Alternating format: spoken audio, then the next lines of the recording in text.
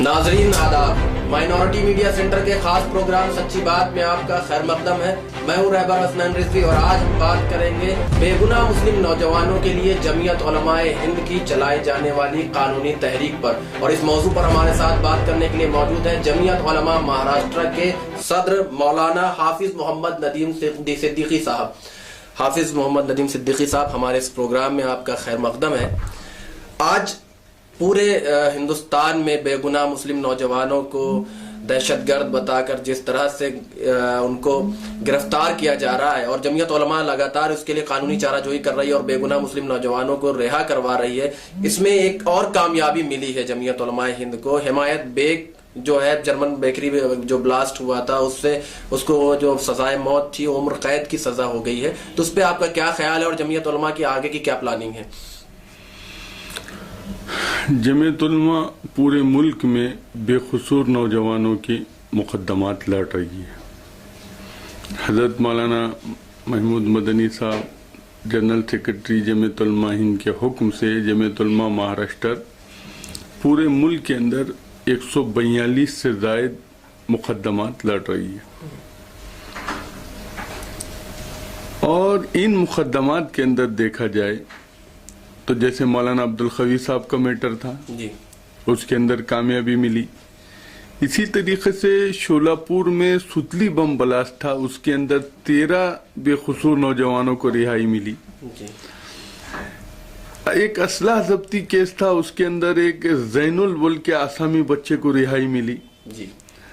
इसी तरीके से कल जो बड़ा फैसला आया है, जो जर्मन बेकरी बम ब्लास्ट जिसके अंदर हिमायत बेग को 5 बार फांसी और 6 बार उम्र कैद की सजा हुई थी और कुल 16 मुकदमात उसके ऊपर कायम किए गए थे, जिसमें से 14 मुकदमात उसके ऊपर से हाई कोर्ट ने निकाल दिया। और उसमें खास बात यह रही कि जिस जर्मन बेकरी को लेकर नाचा जा रहा था कि जर्मन बेकरी बम ब्लास्ट में हिमायत बेग मुलव्विस है और जिस तरीके से सारी टीम इसके ऊपर मेहनत करके कोशिश करके एक बोगस रिकॉर्ड तैयार कर रही थी और जमीयत उलमा उसी बुनियाद पे शुरू से ये केस लड़ रही थी कि हिमायत बेग बेकसूर है जी। तो अभी क्या आइंदा क्या होगा? इसके आगे कोई चाराजोई करने का आपकी प्लानिंग है? हाई कोर्ट से फैसला आया है, अभी जो हाई कोर्ट का फैसला आया उसमें बड़ी कामयाबी तो ये मिली है कि जर्मन बेकरी बम ब्लास्ट से हिमायत बेग का कोई ताल्लुक नहीं है। एक नंबर 1 कामयाबी जी, सबसे बड़ी कामयाबी मिली। इस पर अल्लाह का जितना शुक्र अदा किया जाए कम है जी। अब रहा 2 मुकदमात का 2 उम्र कैद का सवाल है, उसके ऊपर अभी पूरा डिटेल फैसला आ रहा है और जैसे ही आएगा उसके ऊपर हमारी लीगल टीम और मरकजी क़ियादत सब बैठकर मशवरा करेंगे। अगर जरूरत पड़ेगी तो सुप्रीम कोर्ट भी जाएंगे।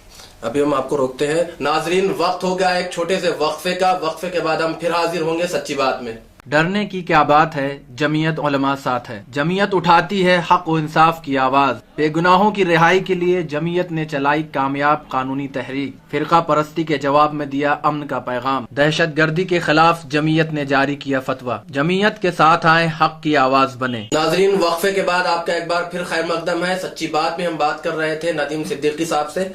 नदीम साहब, अभी जमीयत उलमा को एक और बड़ी कामयाबी मिली। जंगली महाराज जो केस था उसमें भी एक कामयाबी मिली है, उसका क्या मामला है, उस पर जरा रोशनी डाल दीजिए। पूना जंगली महाराज ब्लास्ट का जो मुकदमा चलाया जा रहा था जी, उसके ऊपर जमीयत उलमा बहुत पहले से कोशिश कर रही थी। उसमें भी बेकसूर नौजवानों को गिरफ्तार किया गया है।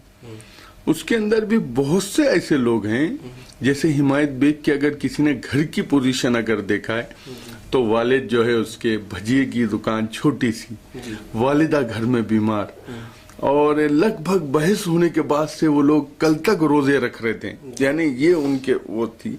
इसी तरीके से जंगली महाराज के अंदर जो नौजवान गिरफ्तार हुए हैं उसमें हमने कल एक काशिफ बियाबानी जो औरंगाबाद का बच्चा है उसका बेल एप्लीकेशन लगाए थे स्पेशल मोकोका कोर्ट के सामने।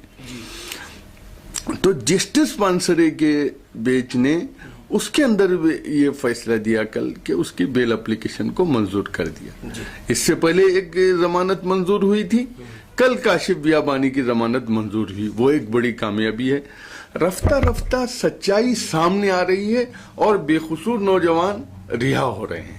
اچھا، جمعیت علماء ہند جو اتنا قانونی چارہ جوئی کر رہی ہے بے گناہ مسلم نوجوانوں کے لیے، آپ کو معلوم ہے کہ جس طرح سے بچوں کو گرفتار کیا جاتا ہے مسلم نوجوانوں کو، تو ان کی پوری زندگی ایک عرصہ پورا بیت جاتا ہے قید خانے میں، تو ان کے جو فیملی کے لوگ ہیں، ان کے خاندان کے لوگ ہیں، بہت پریشانیوں میں زندگی گزارتے ہیں، تو اس کے لیے کچھ جمعیت علماء قدم اٹھا رہی ہے؟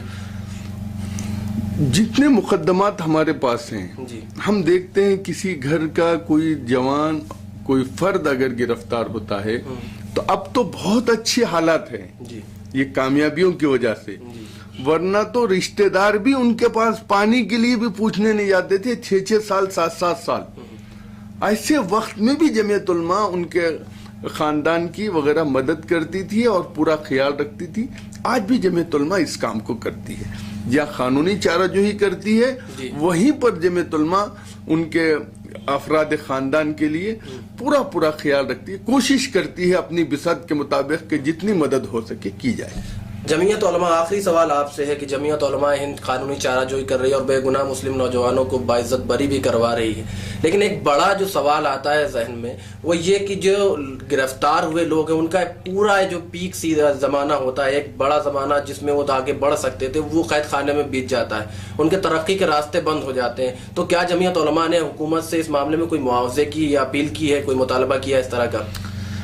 یہ تو بات بہت پہلے ہو جائیں گی جی، کہ جب 9 سال 10 سال جی ہمارے پاس مہاراشٹر کے ایک سی ایم شرد پوار صاحب، جی اور اسی طریقے سے مہاراشٹر کے ملک کے جو ہے وزیر زراعت تھے شرد پوار صاحب، جی انہوں نے ایک پیپر میں بیان دیے تھے، جی اور بیان میں انہوں نے کہا تھا کہ مالیگاؤں کے بچوں کے جو 9 سال جیل میں بیتے اس کا نقصان بھرپائی کون دے گا؟ جی تو میں نے مراٹھا پترکار سنگھ میں ایک پریس کانفرنس لی تھی اور کہا تھا پوار صاحب اس کا معاوضہ تو آپ کو ہی دینا پڑے گا، اس لیے کہ مہاراشٹر کی ہوم منسٹری آپ کے پاس ہے۔ جی تو یہ جو بچے گرفتار ہوتے ہیں اس کا جو نقصان، اس کا معاوضہ تو کوئی نہیں دے سکتا، پورا خاندان تباہ برباد ہوتا ہے۔ جی جمعیت علماء اپنے طور پہ کوشش کرتی ہے کہ ان کو کھڑا کیا جائے، ان کے افراد خاندان کے ساتھ کھڑے ہو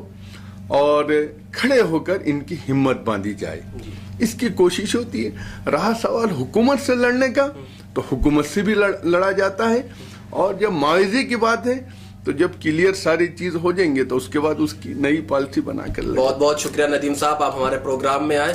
ناظرین، ہم بات کر رہے تھے جمعیت علماء مہاراشٹر کے صدر حافظ ندیم صدیقی صاحب سے۔ ہم نے ان سے بات کری جمعیت علماء مہاراشٹر کی بے گناہ مسلم نوجوانوں کے لیے چلائی جانے والی قانونی تحریک پر۔ انشاءاللہ ہم پھر حاضر ہوں گے ایک نئے مہمان کے ساتھ، تب تک کے لیے خدا حافظ۔